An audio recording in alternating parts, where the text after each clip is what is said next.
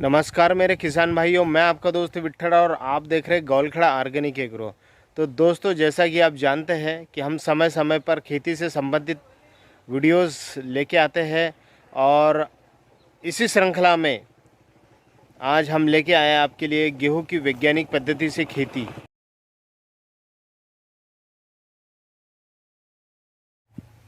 किसान भाइयों, गेहूं की फसल के लिए आप ज़मीन का चयन कैसे करते हैं और ज़मीन की तैयारी कैसे करती है, ये बात बहुत मायने रखती है। तो आप गेहूं की फसल के लिए जो ज़मीन का चयन करते हैं वो अच्छी वाटर ड्रेनेज वाली ज़मीन हो, काली मिट्टी, काली दोमट मिट्टी, रेतीली मिट्टी, भुरभुरी मिट्टी, ये हर प्रकार की मिट्टी में गेहूं की फसल हो जाती है। बस आपको इसका ध्यान ये रखना होता है कि इसका पीएच मान जो है ये 5.5 से 7.5 के बीच में होना चाहिए और अच्छी वाटर ड्रेनेज वाली होनी चाहिए, ताकि बरसात का जो पानी आएगा वो पानी का जमाव आपके खेत में ना हो और आपकी फसल ख़राब ना हो। इसलिए अच्छी वाटर ड्रेनेज वाली ज़मीन का आपको चयन करना चाहिए। इसके अलावा आप ज़मीन की जुताई कैसे करें।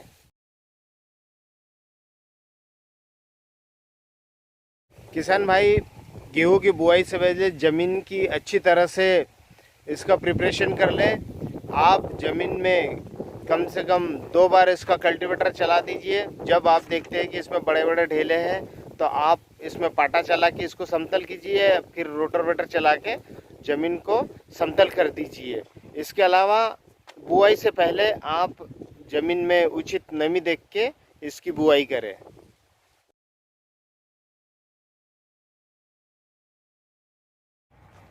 गेहूं की फसल के लिए खाद और फर्टिलाइज़र की क्या मात्रा होनी चाहिए, ये हम आपको बताते हैं। अच्छी सड़ी हुई गोबर की खाद 1 ट्राली प्रति एकड़ के हिसाब से, और di ammonium potash 20 kilo, muriate of potash 20 kilo और यूरिया 20 किलो, ये तीनों प्रकार की खाद मिला के आप छिटकवा विधि से अपनी ज़मीन में इसको मिला दीजिए और रोटावेटर चला के इसको आप अच्छी तरह से ज़मीन में मिला दीजिए और मिलाने के बाद में आप इसकी बुआई कर सकते हैं।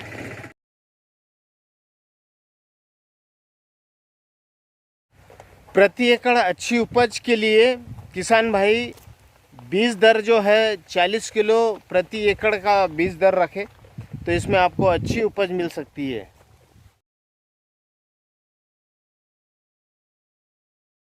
किसान भाई, बुआई से पहले एक चीज़ का ध्यान दें और ये बहुत ज़रूरी है कि आप जो भी बीज बोते हैं उस बीज का बीजोपचार यानी सीड ट्रीटमेंट करना बहुत ज़रूरी होता है।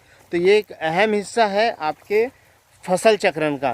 तो इसमें आप देखेंगे कि जो सीड ट्रीटमेंट करना होता है वो FIR प्लस ह्यूमिक एसिड से करना होता है। FIR मीन्स होता है fungicide, insecticide, rhizobium, FIR plus humic acid. तो इन चारों चीज़ों का काम अलग अलग तरीके से होता है। जो आपकी फसल पे आने वाला जो फंगस है उन फंगस को कंट्रोल करता है। उसके अलावा ये प्राइमरी स्टेज में जब फसल होती है तब आपका इंसेक्ट से कंट्रोल करता है।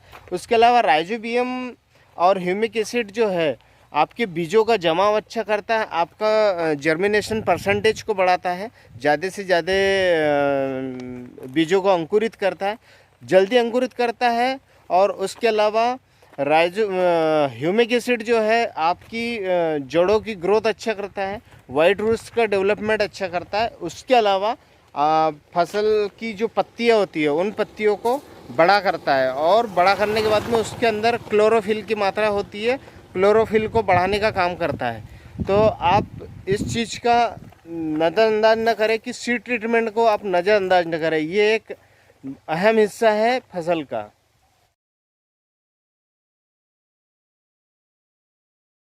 गेहूं की बुआई का समय क्या होना चाहिए, इसमें देखिए किसान भाइयों, ऐसा है कि गेहूं की फसल जो है ना ये 2 तरह से मतलब लोग बोलते हैं कि एक तो अर्ली बोलते हैं मतलब जल्दी आगे थी, और एक होती है लेट वेराइटीज़ तो मतलब पीछे थी। तो ये 2 प्रकार से होता है। तो अर्ली फार्मिंग जो है 25 अक्टूबर से लेके तो 10 नवंबर तक की किसान भाई इसको बो सकते हैं। उसके अलावा लेट फार्मिंग में जो है 10 नवंबर से 10 दिसंबर तक आप आराम से बो सकते हैं। जैसे उत्तर प्रदेश वाला जो एरिया है, मतलब जहाँ पे ठंड ज़्यादा पड़ती है या जो लंबी ठंड पड़ती है, मार्च तक भी ठंड पड़ती है, वहाँ पे लोग लेट वैरायटीज़ लेते हैं। बाकी राजस्थान, मध्य प्रदेश, गुजरात, ये जो बेल्ट है, यहाँ पे अर्ली वैरायटीज़ लेने का चलन है, तो यहाँ पे आप अर्ली फसल ले सकते हैं।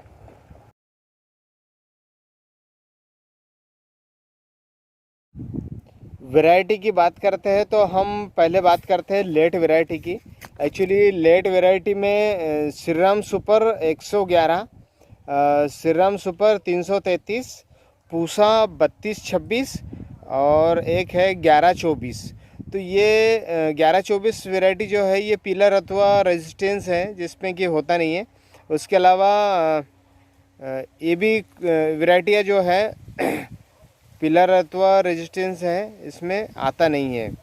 ठीक है। अर्ली वैरायटी की बात करते हैं जो कि 25 अक्टूबर से 10 नवंबर तक की बुआई की जाती है। इनमें WH 1270 है। यह हरियाणा एग्रीकल्चर यूनिवर्सिटी द्वारा विकसित की गई वैरायटी है। उसके अलावा है DBW 303 है, HD 3086 3086 है, 222 है, 1105 है, एक 2967 भी है। ये 2967 वैरायटी जो है पंजाब हरियाणा में बहुत फेमस वैरायटी है, तो वहाँ के किसान इस वैरायटी को बहुत पसंद करते हैं। और ये सारी की सारी वैरायटी जो है पिलर अथवा रेजिस्टेंस है, मतलब जो येलो रस्ट जो आता है उसका रेजिस्टेंस वाली वैरायटीज है ये। तो किसान भाइयों, इन सभी वैरायटियों में से कोई भी वैरायटी का आप चयन कीजिए। अपने ज़मीन, अपने हवामान, अपने वातावरण के हिसाब से आप अपने वैरायटी का सिलेक्शन कीजिए और अपनी बुआई कीजिए।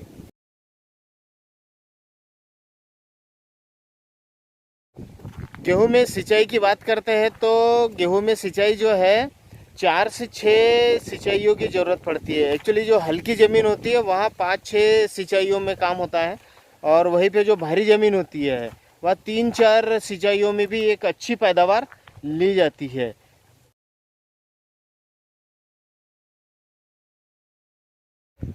गेहूं की अच्छी पैदावार के लिए किसान भाई जो है समय पे बिजाई करें, उसके अलावा उचित खाद का प्रबंध करें, सिंचाई की व्यवस्था उचित रखें, समय समय पे सिंचाई करें। अगर आपको ज़रूरत है तो आप स्प्रे कर सकते हैं फंगीसाइड, इंसेक्टिसाइड का। और उसके अलावा पाले से बचाव के लिए आप सिंचाई का पूर्ण इंतज़ाम रखें, और साथ में खेतों में धुआं करने की भी व्यवस्था रखें। और उसके अलावा फसल को आग से बचाने का भी प्रबंध पूरी तरह से किसान भाई रखे। इस प्रकार से अगर आप खेती करते हैं तो आप एक निश्चित ही एक अच्छा मुनाफा कमाएंगे। ये मुझे आशा ही नहीं, पूर्ण विश्वास है कि मेरे द्वारा दी गई जानकारी आप किसान भाइयों के हित में रहेगी। किसान भाइयों, अगर हमारा वीडियो आपको पसंद आता है तो इसको एक लाइक करें और अपने दोस्तों के साथ में शेयर करें। अगर आपका कोई प्रश्न है तो कमेंट बॉक्स में जाके आप हमसे प्रश्न भी कर सकते हैं। और जो किसान भाई हमारे चैनल पे नए हैं, चैनल को सब्सक्राइब कर दे और बेल आइकन प्रेस कर दे, ताकि आने वाले वीडियो का नोटिफिकेशन आपको हमेशा पहले मिलता रहे।